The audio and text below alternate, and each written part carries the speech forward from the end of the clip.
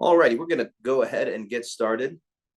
Thank you for joining us on today's webinar titled "We Can Solve the Overdose Crisis," a webinar for Florida leaders. Next slide, please. Project Opioid is excited to host this webinar.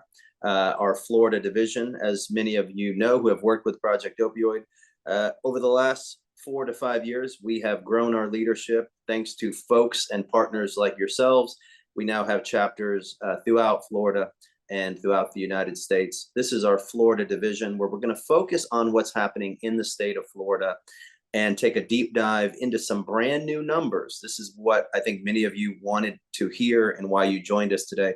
We're going to be looking at brand new data, actually breaking news level data on the opioid crisis in Florida, and how it impacts you and how it impacts the work that you're doing. Next slide, please. Again, I am Andre Bailey. Let's play this quick video. We'd like to start with the heart behind the matter.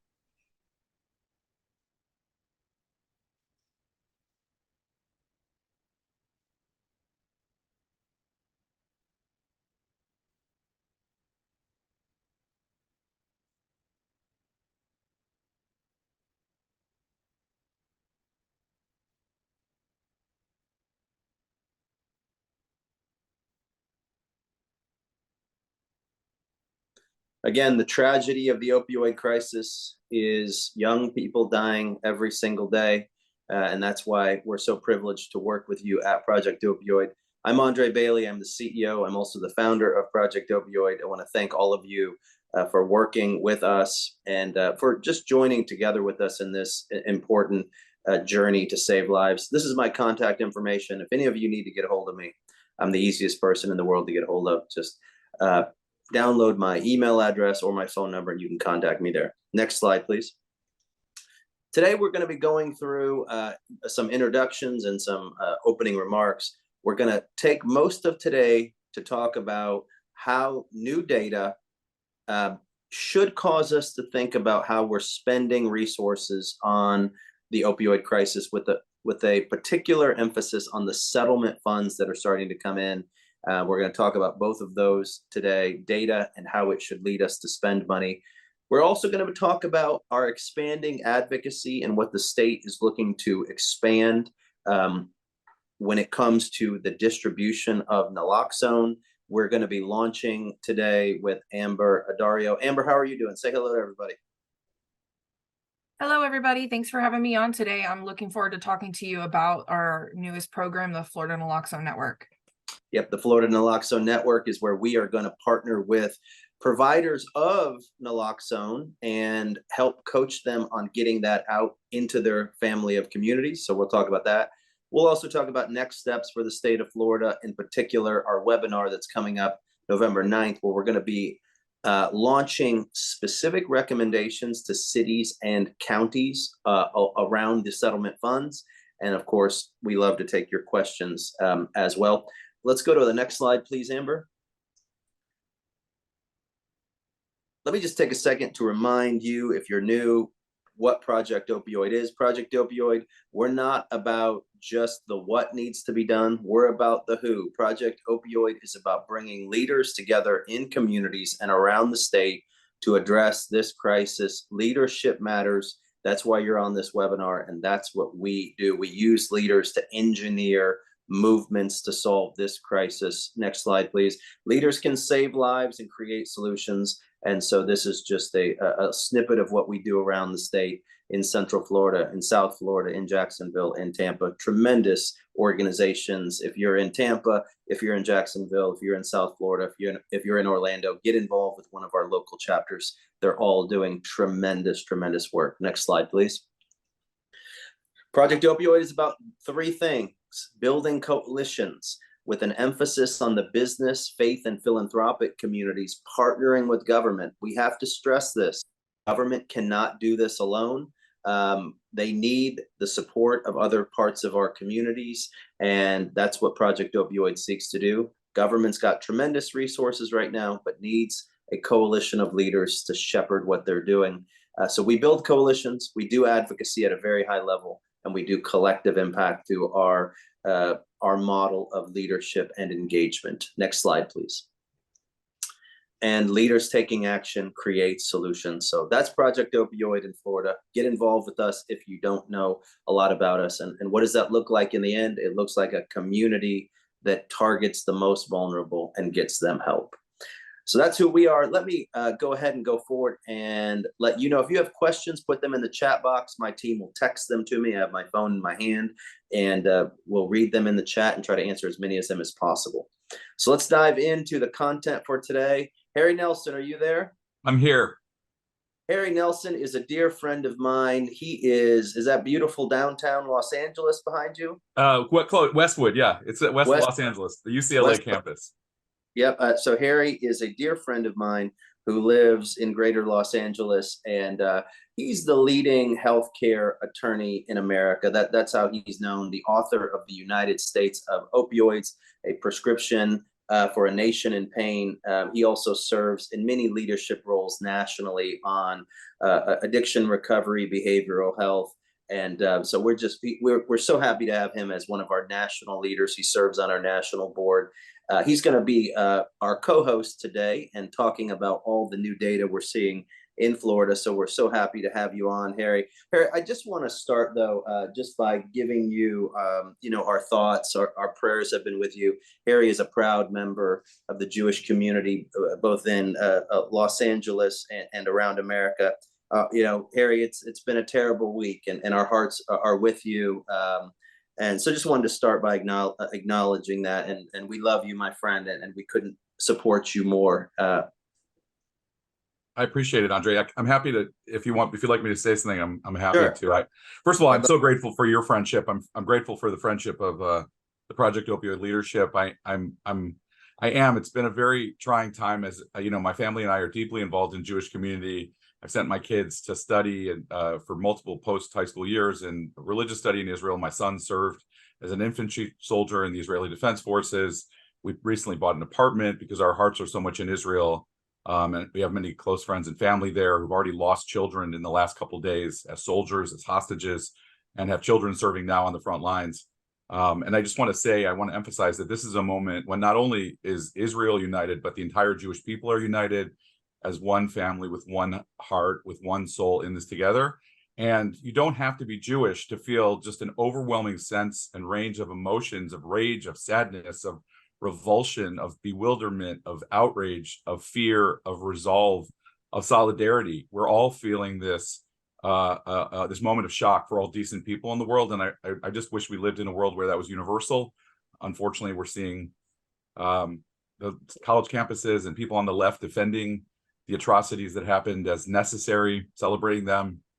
I hope people will join me in feeling that this is not okay, that this is not a moment to celebrate taking of children as captives, beheading of babies, and that we're staring in the face of the purest evil of an abandonment of humanity, and that we are people who believe, the Jewish people, and I believe everybody who's part of this fight against overdose, the overdose crisis, ultimately share this belief that everyone is created in the divine image, but we're living in a moment when people have destroyed that with their barbaric savagery, demanding our response. And I'm grateful for the support. I'm not someone who likes analogies to the Holocaust, but it's impossible not to be thinking of it in this moment, to be reminded of the Nazi destruction of European Jews when we watched, terrorists mowing down children, dancing at music festivals and killing with glee. And it's a moment, I just want to say, it's a moment I appreciate the chance to say something about it, because it's a moment when speaking out makes a difference, when the silence of the world to what happened is deafening, and where everybody can make a difference by letting your Jewish friends know, by letting all of Israel know where you stand, by your solidarity. I'm grateful for the solidarity of Project Opioid, by calling out the devaluation of life, the devaluing of Jewish life, the outright Jew hatred, and by calling out the sheer evil of the other side and their political allies. And this is a moment of community. For me, that's what Project Opioid has been, is a place for community. And I'm so grateful for everybody checking in, and encourage people to check in with the people you're connected to, just to reach out, send messages, let people know you stand with them, and let them know that that what how you feel about this atrocity. It's so ironic to be, the opioid, when we talk about the overdose crisis, we're talking about a slow moving event, and it's such a contrast to talk about this atrocity which was so fast and so horrific. But really, it's another moment in which there are going to be dark days ahead. There's going to be a lot of loss of innocent life, and you know, we it's a moment when we need resolve. I really do think there is a parallel in the choice. We have no choice but to take on the overdose crisis, and Israel has no choice in this moment but to push forward and to root out these people who are holding literal Israeli hostages and holding their entire society of innocents hostage to this death cult. And you know, I'm just grateful for the support, for the prayers. And Andre, I appreciate your asking me to say something. I wanted to just share, you know, this is a moment when I turn to prayer. I pray to God to keep Israel and all the innocents here safe, and to bring justice to those who are perpetrating evil. And I've been turning to a verse in Psalm 145, Andre, which I know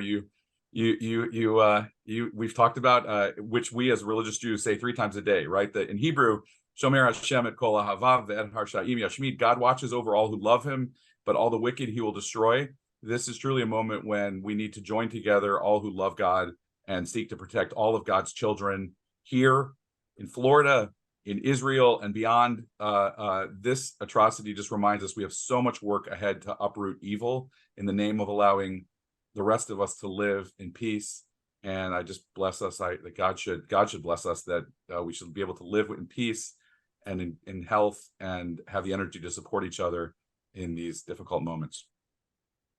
Well, we love you, Harry, and thank you for joining us today. And you know, I did think it was appropriate for you to say a few words, and I appreciate you doing that on behalf of the Jewish community that you live in and that you represent. So thank you. We love you. Harry, let's transition, talk a little bit about your years and years of work on the opioid crisis. Let's go to the next slide. Talk for a second about let's talk for a second about the opioid settlements, because we've got data we're going to show today about new data showing kind of a divergence. There's a report that's in the chat right now and on our website that just was released a few minutes ago, talking about the divergence in deaths for the first time. But Harry, this is all in the backdrop of these opioid settlements. We don't want to dive deep into this, but talk about where we're at right now. I've got this slide and your next slide on these settlements. Where are we at in 2023 on these settlements? Go ahead, Amber, go to his next slide. Yeah, you know, Andre, it's important to remember we've had obviously massive, there's been $50 billion raised in these settlements over the last 20 years, by the way. Just it's staggering that it's not like this snuck up on us, right? But we still have, we're about 2/3 of the cases. There are sort of 2 big groups of cases, right, around the country in the state courts, and then this consolidated, what we call the multi-district litigation. There remain 3,600 unresolved cases. So the litigation, the important thing to know is that, yes, we've raised 50 billion. There are many, many more cases to go. And it's positive, right? It means that there are monies that can be used to address the crisis, to put resources on the ground, to do, you know, to create needed research. And there are grants out there for all kinds of organizations that are doing important work to prevent overdoses, to address addiction, and it's going to continue, right? We're going to be talking about, it's been 20 years and we're going to be going for another 20. That's unfortunate, but true. Next slide, please. What is really interesting, and for cities out there, counties, I know there's a lot of mayors who join our webinars, county leaders, treatment providers who are looking for how they get funding from these settlements. Harry, you were one of the attorneys that helped put together some of these national abatement programs, but really these 9 areas are where people in a broad sense can get money. Is that kind of how it looks? Yeah, exactly. These are kind of the pillars of what we're focusing on, of what needs to be done. As you'll see, some of them are very short-term things, like getting naloxone just to immediately have the overdose reversal drug on hand everywhere, in the hands of law enforcement, in schools, in all kinds of settings. But also, you know, we're recognizing that there's just a need for much more addiction treatment resources to support people who are ready for recovery, and to sustain recovery, prevention. We have so much work to do. I mean, this keeps hitting younger and younger ages. This is really a problem already in American middle schools, and making medication available. So these are really like core pillars of where, if you're involved in these efforts, there is funding available. And we're really, you know, I know we're gonna talk about how the response is going, but this is really the beginning of a you know, of beating back this crisis. Yeah, if you're a treatment provider or a hospital, you work in a hospital, you work for a behavioral health center, you know, screenshot this slide, because when you're talking to your city, your county, when you're talking to others with funding from the opioid crisis, they know that these are the 9 areas they need to be funding. So think about how your programs can align with these 9 areas. Next slide, please.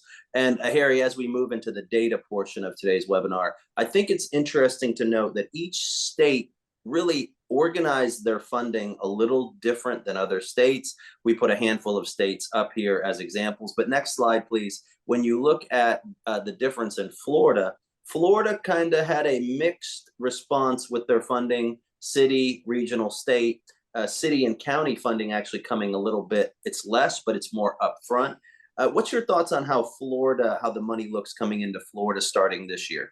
You know, there's always a danger. Our elected officials at all levels, local, state, you know, have a lot of needs to fill. And I think the challenge of what we've got going on in Florida with all this money spread at different levels is we need a lot of attention and accountability to make sure that money gets spent on this problem and doesn't get you know, just used to fill holes in budgets without meaningful work on the ground. So I think it's good. I think you know, Project Opioid, frankly, has been a leader in identifying that so much of the solutions happen regionally and locally. So I think it's great that the money's not only at the state level, but I think we need watchdogs to really, and advocates like Project Opioid and the Project Opioid community, to make sure that the money actually is going to things that are making a difference on the ground. Yeah, next slide, please. The Attorney General of Florida, Ashley Moody. This is Harry's contact. If you want to support him, get in contact with him. You know, this is how you can get him directly. We'll put his information in the follow-up as well. Next slide, please. But again, if you have questions, put them in the chat. Make sure the chat is enabled on my team. Someone had texted me that the chat wasn't enabled. Zoom just did an update, Harry, and it's a mess. So we wanted to have different folks on and have them on pre-recorded. Zoom has messed everything up in the past week. So you'll see Kendall in a minute via pre-tape because of the way Zoom is set up right now. But if you have questions, put them in the chat, and go to the next slide, please. We're going to dive in now to the data. And Harry, I'm going to be curious to hear your input on this once we hear from Kendall, Dr. Kendall Cortelyou. She published a new report about 15 minutes ago. She is the PhD Healthcare and Informatics Lead at the University of Central Florida. And Harry, we're going to go into this video, and when we come back, we'll talk about it. But here's what everyone needs to hear, and Harry, what you need to hear as we're about to go into this data. Opioid deaths are up again in America, but you're seeing a divergence in the data where some opioid responses seem to be working at a community level, and opioid deaths are plummeting in some places in Florida as much as 45–48%. In other, and this is a national trend as well that we've seen, in other parts of the state and other parts of America at a community level, opioid deaths up 10, 20, 30, 40%. So for the first time ever, we're seeing this divergence. Let's go ahead and go into Kendall's presentation. She's got a brief presentation, and we'll come back and talk about it. Good morning, everyone. My name is Dr. Kendall Cortelyou, and I'm so sorry that I'm not able to join you live from today's webinar, but I'm really excited to tell you a little bit about the report that will be coming out today that looks at overdose deaths in the state of Florida, and most importantly, looks at it by county. So today I'm just going to go over a few of the high points so you can also read the report. First off, this isn't anything new. Unfortunately, overdose deaths in the United States continue to grow, and they continue to increase. We've reached more than 110,000 deaths in 2022. And you can see from this graph, we've seen just a steady increase since March of 2020, straight up. And now we are really stagnating at this really record high number. And it's tragic and it's scary. And it's something that we can really do something about, though. And we're going to talk a little bit more about that today as well. In Florida, we have actually seen a little bit of a decrease. And if you look at this map, you can see that there are pockets of states that are doing better than others. Florida has seen a 22.6% increase, but some other states, such as Washington State, has seen some significant increases. So again, we're seeing clusters of states that are improving and clusters of states that are falling back. But in Florida, as I mentioned, we've seen a 2.6% decrease, which is the first decline in deaths since 2018. So this is the first time that Florida has seen a decline in the last 5 years. So this really gives us some room for hope, and it really shows some of the hard work that's being put in across the state of Florida. So some counties are doing better than others, though. What we did is we looked at the overdose rates in all of the counties in Florida and evaluated who was making some significant impacts. So as you can see here, some counties are missing data. First, let me address that. I know Andre would ask why some counties don't have any data. And there's no data because either there were too small of an overdoses. So if you notice, some of these are the panhandle counties that don't have a lot of population, and so either their overdoses were too small and so they were suppressed, or they didn't have any overdoses, or they didn't report the data for both years. So there is always a challenge with missing data when you do this kind of research. But most importantly, when you look at the counties that we have data for, which is most of them, we've seen some really significant increases. Brevard County, for one, has seen a 51% decrease in their overdose deaths, which is absolutely amazing. In 1 year, to go from 348 overdose deaths to 176 is really showing that they're doing something amazing. Sarasota County also has seen about a 20% decrease county as well. So these three counties have really done some things and are really showing some signs of improvement. I also know that Andre would 100% be asking me what these counties are doing and what they have been doing. And a lot of that bears some further discussion, but my guess is that they are really focusing on the naloxone distributions, getting Narcan, getting Kloxxado out into the community. They're focusing on providing medication for medication-assisted treatment or medication for opioid use disorder to the people that need it. They're navigating people to that really gold standard of care, and they've done an amazing job. So what the report will show is when you look at all of these counties, you'll see that there's about a 50-50. About 50% of the counties have seen some kind of increase, and about 50% of the counties have seen some kind of decrease. So we've also, unfortunately, seen some numbers growing. And when you look at some of these, it can be pretty alarming. I mean, Alachua County's deaths are up 50%, but if you notice, it's a relatively small number because their county it has a small population. But Pasco County, again, those numbers have increased, and we're not really sure why. And we're not really in a position to make guesses about what's going on there. But we do know that some of these counties have seen an increase. So that's a really new thing. Previous to all of this, previous to this year, the entire state had been going up. We really hadn't seen these pockets of blue and orange, as you can see on this map. And so we really need to do some more research on why and figuring out what exactly is going on in these counties. But I think it's safe to say that we should do some investigations into what's going on in some of these counties that are improving. So, of course, we all know, I hope we all know by now that fentanyl is driving most of these deaths. So we've continued to see fentanyl increase across the state and across the United States year over year, again, following that same trajectory of overdose deaths that we saw in since 2020. And fentanyl, again, takes up the vast majority of the synthetic opioids, and prescription opioids are causing less of these deaths, just as we've seen in previous years. I think one of the things that I'd really like to drive home that's in this report and has been in the news as well is that overdose deaths among younger Americans ages 0 to 24 have increased significantly. We're talking about a 90% increase in deaths of children ages 0 to 24.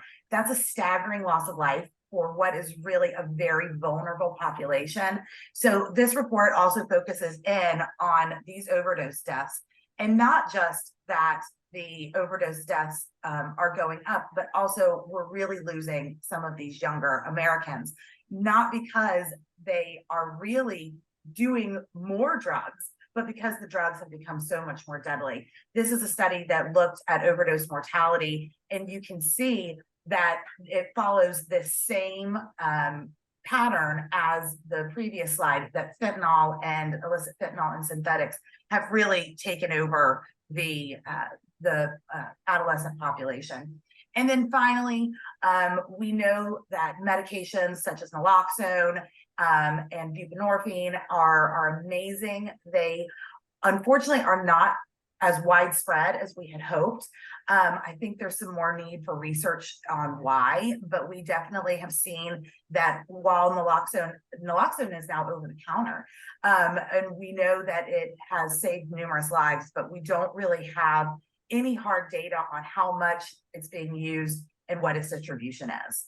So that is a really quick synopsis of a really long report.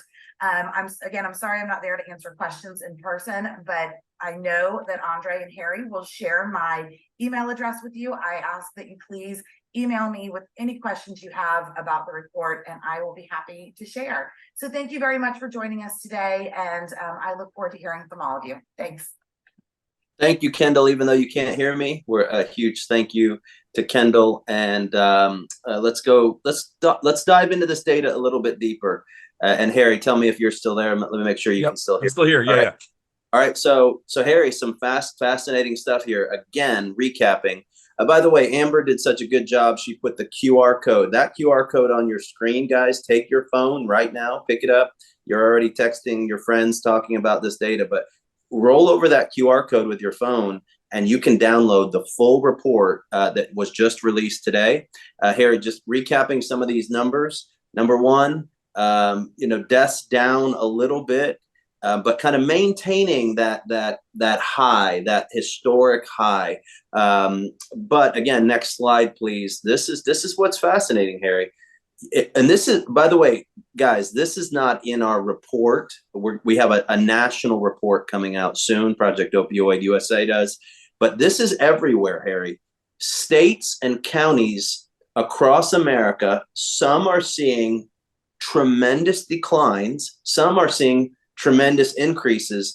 Go to the next slide, please. I will tell you, Project Opioid, in the report, we believe with fentanyl, as you see here, look at fentanyl, just continue to be the cause of opioid-related deaths in America, in Florida. But Harry, this is what we believe. Next slide, please. And you can see the full report at the QR code. We believe this. And Harry, I think this chart is the most important that anyone could look at. Look at the fentanyl deaths going back just a few years ago, 2015. Now they were basically very, very low comparatively. Prescription opioid deaths, other deaths were higher. Now fentanyl deaths, by far the highest deaths of any other substance.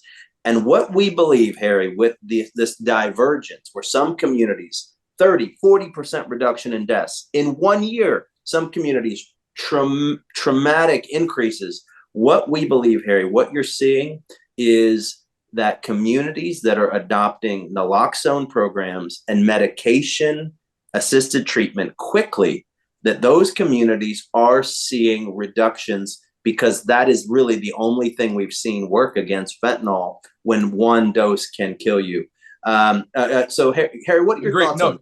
Yeah, I agree with you, Andre. I think what I would point out is, in addition, you're absolutely right. It's these moments, you're talking about populations of people who are getting exposed to fentanyl, by the way, repeatedly, and the window of time to save lives is narrow, right? So this, if we just sit back and kind of take a passive approach and wait for people to show up at the emergency room, that's where the rise in numbers is coming from. I think what we're seeing in these communities where the numbers are going down, I believe, is law enforcement, public service, and frankly, all over community activism in getting out there proactively, getting out there with Narcan, and also proactively making medications for opioid use disorder available. And we're seeing that it makes a difference, right? That I believe that's the immediate explanation. And the communities that sit back are unfortunately around, as you see around the country, getting worse. But this is really a testament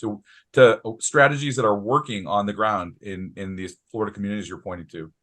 Agreed. Next slide, please. I think it's also important. I know a few folks are having trouble with the QR code, and we'll get that fixed. But there's also a link in the chat that my team just put in there to the report. So I think the QR code's actually just a little bit too blurry. That's why people aren't able to scan it. But Harry, this is another very important part of the data. Look at just the exponential rise in overdose deaths among young people. But guys, it's important to remember something Kendall said in this report, that drug use is not up among young people, but deaths are up 6 times. So Harry, what this tells us is more and more young people are dying without even knowing they're taking fentanyl or a drug that could kill them. This is what we're seeing around America and in communities in Florida. This is one of the reasons why, again, Harry, when we need to do more advocacy. Harry, we've all agreed that the Just Say No to Drug campaigns of 40 years ago were incomplete. They were well-intentioned, but incomplete. But now the advocacy to parents and to high schoolers and college-age kids is that if you mess around with drugs, you could die very quickly. That's important, as well as having higher dose, higher strength naloxone. Project Opioid, we are huge fans of Narcan. We're also fans of stronger naloxone like Kloxxado. Sheriff Dennis Lima, who is the one of the heads of the opioid response in Florida for Ashley Moody and Governor DeSantis, he has just added Kloxxado to the Sheriff's Department of Seminole County. Because, Harry, when these young people are taking fake pills filled with fentanyl, it's taking multiple doses of naloxone to bring them back. So you're seeing a response that is morphing to the crisis, and I think it's working, Harry, and so that's exciting. Yeah, I was going to say, I think the bottom line, to some extent, there's an inevitable experimentation we're going to see with American adolescents. Anyone who's got a parent of teenagers knows that what you say as parents or educators in schools isn't working. The difference is that this fentanyl is the level its deadliness is just on a different level. And I also think that we should be mindful that these 0 to 24 numbers particularly reflect some of the trauma, the mental health trauma, and just the sort of frayed state of our younger generation coming out of the pandemic, and that there's real work to do here on the ground. Yeah, Harry, mental health resources. I couldn't agree more. Project Opioid's actually partnering to launch a new behavioral health initiative in 2024 called Breaking Through, targeted at the mental health of Gen Z and millennials. So we agree with that completely. Let's go to the next slide. I want to read a question. We have Daniel Schneider. Put questions in the chat if you want right now, but Daniel Schneider asked, how much of the reduction is MOUD medications for opioid use disorder? If you don't know the acronym, some of my mayors always text me. They don't know the acronyms, Harry, so we gotta interpret the acronyms. Daniel's saying, how much of the reduction is medication-assisted treatment? That's what he's saying. And he says, why can't we spend more money to promote this? Purdue Pharma did so with the killer Oxycontin. His point, Harry, is, and Daniel, it's a great point, we need to spend money telling people that there are medications that can help them right now. If you are on this if you're on this webinar and you're a mayor, you're an elected official, and you do not know intricately about medications that are approved by the FDA to keep someone basically inoculated from overdose, please look into those. Project Opioid would love to help you with that. But medications are really the breakthrough right now. Harry, listen, next slide, please. Harry, If listen, I could just say one thing, by the way, I think go ahead. the important thing, we used to call it medication-assisted treatment. Now we call it a medication for opioid use disorder, to emphasize that just getting the medications out there helps. We're really seeing a sea change in policy, because for a long time, the government was worried these medications would be abusable. We were tying hands of physicians and nurse practitioners and making it harder to get these out. So I think the realization has only come in the last couple of years that we need to reverse full steam and really do everything we can to expand access. And I think the more that accelerates, and the more we create availability and get rid of the stigma against taking a medication to support recovery, the more we're going to see a dent in these numbers. Yeah, and Harry, next slide, please. We're going to bring Amber on and talk a little bit about some of our next steps with naloxone. But Harry, I also want to say, as we move to hear about the expansion of our naloxone distribution in Florida, that some of the stigmas are tied to older versions of medication-assisted treatment. I think we're fair in as much as some of the newer medications, including long-lasting injectable buprenorphine, these are far superior drugs than what we saw 30 and 40 years ago. So I encourage city leaders, county leaders, others on this webinar, learn about the medication options for people struggling with overdose. And Daniel, let me directly answer your question. Communities who are doing medication-assisted therapy and expanding naloxone are seeing reductions in deaths. Communities that are not doing that are seeing expansion of deaths, and the opioid crisis ravaged their community. That is what the data is saying to us. Amber, how are you? Are you there? Yes, I'm here. Thank you so much. By the way, if you don't know Amber probably distributes more naloxone, Narcan, Cloxato than any person in the state of Florida, so we appreciate her. Amber, take us through the Florida Naloxone Network. You're going to be heading this for Project Opioid, not just in Central Florida, not just in Jacksonville and South Florida, but all over Florida. And the goal of the network is to, by the way, thank you to Aetna and CVS, our partners, for being a part of this. But the goal is really to activate partners in a community to distribute naloxone. Is that right? Yes. So Project Opioid's Florida Naloxone Network is really a program that exists to take this problem that we've identified that comes from this crisis, the isolation, the endless searching. People ultimately end up in like decision paralysis, right? And so they have a diminished ability to solve the problems for themselves. So what we really need to focus on is creating a clear and concise pathway to healing. Really quick, we'll play an interesting video if you don't already know where the fentanyl that is really in our drug supply is coming from. It is not being made in a pharmaceutical lab. These aren't oxys that are being stolen off of delivery trucks. This is illicitly manufactured fentanyl that is not safe and not regulated. So there's no way to know if you are getting a compound that is safe to consume or if you're getting something that will lead to your death within mere moments.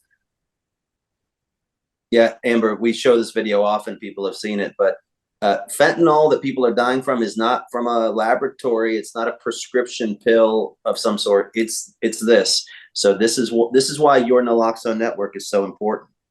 Yes. So thanks for watching that little clip from Vice. We love them for the drama. But really our solution to this issue is really in part two phases. And the first phase is to simplify this process to guide people to care.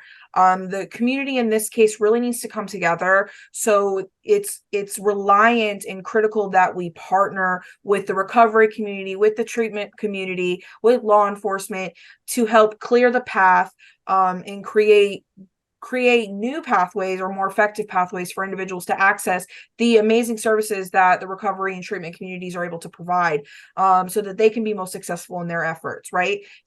It's to create equity for all paths to recovery, whether that's through abstinence-based programs, religious-based programs, or through medications for opioid use disorder, medication assisted treatment, so on and so forth.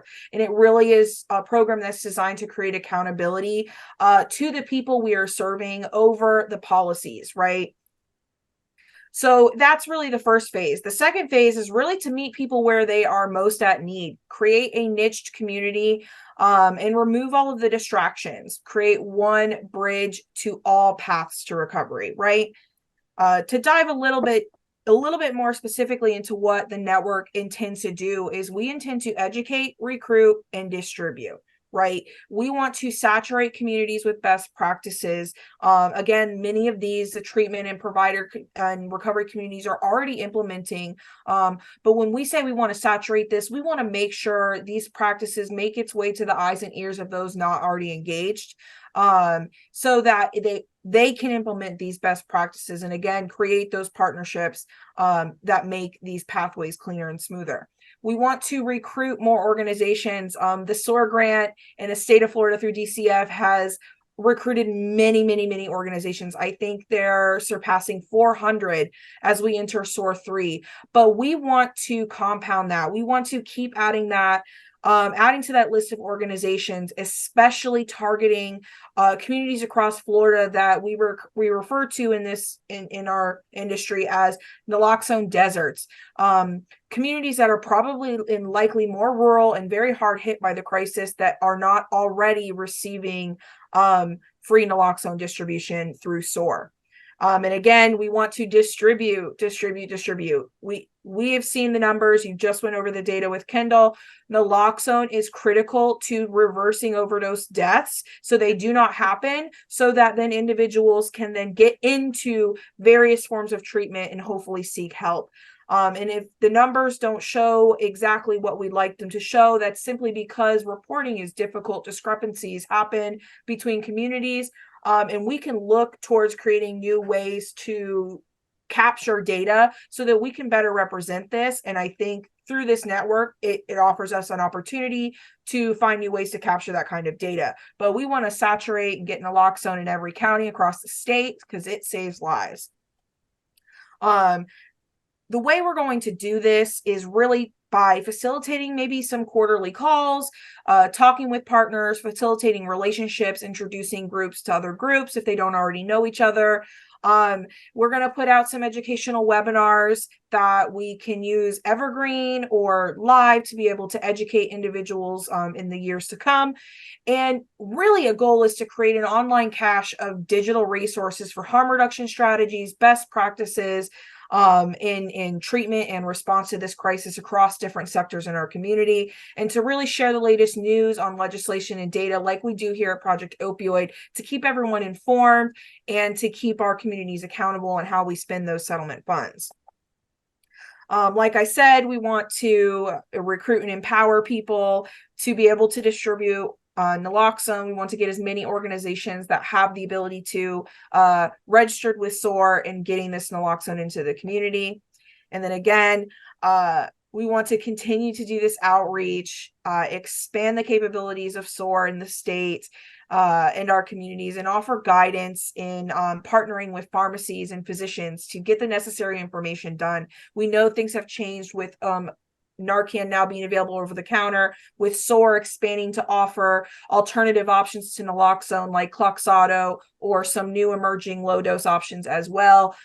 We want to make sure that these organizations that are either already involved or looking to get involved with SOAR know all that is to offer, the whole menu of resources, because we shouldn't be turning any tools away.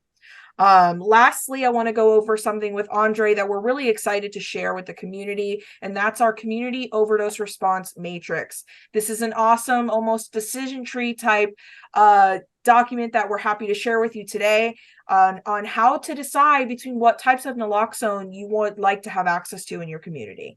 Andre, we're going to dive much deeper into this in Amber's information session. That the link's in the chat. Amber, what's the date that you're doing your information? October 26th. My very next slide is going to contain some information for people on that. Well, go to that slide real quick, and we'll go back. Show that slide real quick, because I want to, guys. This QR code will work. Sign up. You'll get more information. This is just an online info session. that Amber will be hosting. Amber, back up one more. But we A really pro want. tip on the QR codes, guys, zoom your phone out a little bit. If it's too close to the screen, it doesn't register the link. But if you zoom out a little, you'll have better access. But our team at Project Opioid, in partnership with Dr. Todd Husty, Dr. David Dehemi, who's a national expert, we have developed the first of its kind community overdose response matrix. We're going to be presenting this to leaders in Tallahassee in the next few weeks. There's often, and Amber can attest to this, she's on the ground all the time. There are so many passionate folks who want to see naloxone distributed. But sometimes there's confusion about what naloxone a community needs in what situation.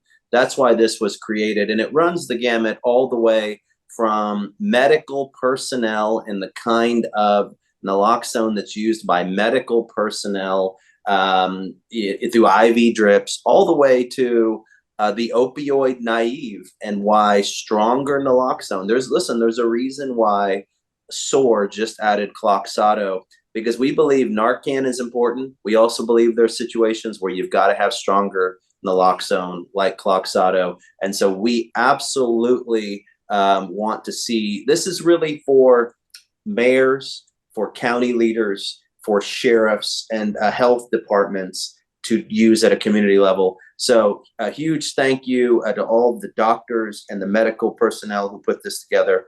And we're excited about sharing more of this with you. Go to the next slide. And Amber, thank you again for your hard work. Sure thing. Real quick, Andre. I did receive a question from the Q&A I want to address real quick. A lot of people are concerned when keeping naloxone in their vehicles about the heat. I will say you do want to use caution when keeping medication in a vehicle.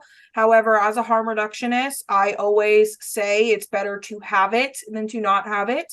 If you can avoid direct heat in a vehicle, keeping it in a glove box or in the trunk, underneath something, so that it's not in direct view or anywhere near the windows where it's going to hit that real hot heat from the sun and the reflection through the glass, you should be okay. I recommend the same, even if it's expired. If you don't have immediate access to get unexpired product, it's better to have than to not have. With the average number of doses of 4 milligram naloxone being 3.7, that's roughly 16 milligrams of naloxone needed to reverse an overdose, referencing some CDC numbers, DEA numbers from 2017. The need for enough naloxone to be able to effectively respond is critical, especially when we are talking about a shifting in the crisis to those who are opioid naive, who do not regularly use opioids and thus are not dependent upon them. We need to be able to respectfully provide all tools to this crisis and not just choose certain ones. Yep. And so we're going to dive deep into that. Amber, thank you so much. And go back to your sign up for those that want to sign up for this information session. There's the QR code. We are just QR code wizards here at Project Opioid. So thank you so much, Amber. Let's go to the next slide. We've only got about 11 minutes left. I also want to just address a couple more comments in the chat. Candy Hodgkins was commented on how Gateway Community Services in Jacksonville giving out naloxone, and they're seeing success with that, advocating for more statewide work, campaigning on this. Candy, we agree. TJ Ward and Abigail, who are regular contributors here, they're big in Jacksonville. They're doing great work there. So many great partners in Jacksonville. So we agree with that point. Next slide, please. So in conclusion, Harry, are you still there? I want to make I'm here. I'm here. Okay, great. We're going to we're gonna conclude in just a second, but here's what the data says. We've got 9 minutes left, Harry. I know you got to go in a minute. Here's what the data is telling us we need to know and that we need to do. Number one, next slide, please. We have got to continue to remember fentanyl is driving this crisis. Harry, it's insane, but this is no longer a prescription pill crisis. This is a fentanyl crisis. That's what I think, yeah, people need to understand is, and by the way, if you look at the history, there might be something else ahead, but for the foreseeable future, it's going to just be different kinds of fentanyl, more and more, probably more and more deadly kinds of fentanyl. It's not going to be doctors prescribing, it's going to be the street traffic, and that's the real problem that we have to take on is the people supplying it and the people who are turning to it. Absolutely. So that's what the data is telling us. Number two, young people are dying and they don't know that they're taking fentanyl many times. That's why we've got to have more medication-assisted therapy, more naloxone, stronger naloxone, and we're very, very excited to help lead that conversation. Next slide, please. Number three, Harry, this is great. What we're seeing is where leaders in Florida and really around America, where they are coming together. You know, there's Harry, I live in Florida, buddy. So I'm in political central here. Everything in Florida is political, let me tell you. But let me say, I'll say this. For those of you that were wondering about the success of Governor DeSantis's core program, our early analysis says that it's an absolute winner because it asks people, Harry, at a community level to organize themselves around medication-assisted treatment and naloxone distribution, work through emergency rooms. So I absolutely believe that leaders are important because leaders are the only ones that can pull a community's response together, right, Harry? Does that make sense? 100%. If I can, Andre, if I can just add one thing I think is so important about this, we're in a very difficult moment. We're seeing reports around the country. A lot of communities are so fatigued that they're turning to a crackdown approach of being very tough on the local drug dealers who are themselves in many cases addicts, and they're actually scaring. You know, we're hearing a lot of stories around the country. Florida is showing a hopeful path forward. I personally am very distressed by the idea that we're going to beat this crisis back by sending more of the low-level drug dealers to jail. Florida is showing practical public health solutions and a completely different approach. And I really think we need to get the word out because this is how communities are going to make a difference and start to really take these numbers down. Agreed. We love Dennis Lima, Sheriff Dennis Lima in Seminole County. He's a conservative. He carries lots of guns as sheriff, but he says we can't arrest our way out of an opioid crisis. I love that pragmatism. We need more of it. Next slide, please. And again, Harry, we see this chart here where we've got to bring a community together. Only leaders can do that. But this is if you're a member of the media that's on this webinar, we know many members of the media have joined. Communities that are doing this are reducing deaths. Communities that are not working together and using old models that are not medication driven and not naloxone driven are not seeing success and are seeing more deaths. Next slide, please. We have 6 more minutes. We'll get you out of here. We can work together to solve this crisis. That is the 4th thing you need to know. Next slide, please. We're so appreciative of all of you. Felicia Gardner, let me just go. 5 things you need to do in the last 5 minutes. Let me just comment on Felicia Gardner is asking about what Kloxxado is. She's been giving out Narcan for years. Let me just say, Harry, to you that Narcan and Kloxxado, they're both naloxone. We are huge fans of Narcan. Yep, great click there, Amber. What people need to do is have more Narcan, have more Kloxxado. In our opioid response matrix, there are places where we feel like lower dose Narcan is important. There's also places where we feel like higher dose Narcan is important. Harry, lower dose naloxone in the form of Narcan is used by harm reduction folks with drug users. I know that's controversial for some people. Clean needle exchange is controversial for some people. We support anything that keeps people alive. But Harry, if you are in a college campus and someone overdoses, they are most likely opioid naive. They need strong naloxone, which Kloxxado is strong, and there is no precipitated withdrawal. That only happens if someone is physically dependent. So, Felicia, you got to hear Amber's presentation. Make sure you join her presentation in 2 weeks. Next slide, please. Meeting you, Felicia. Yep, we've got 6 minutes left. What can you do as a leader? Expand, number 2, expand medication-assisted treatment. when I started working with Project Opioid, Harry, just like many people, I was skeptical. You know, are we just replacing one drug for another? Medications can change someone's life, give them their brain back.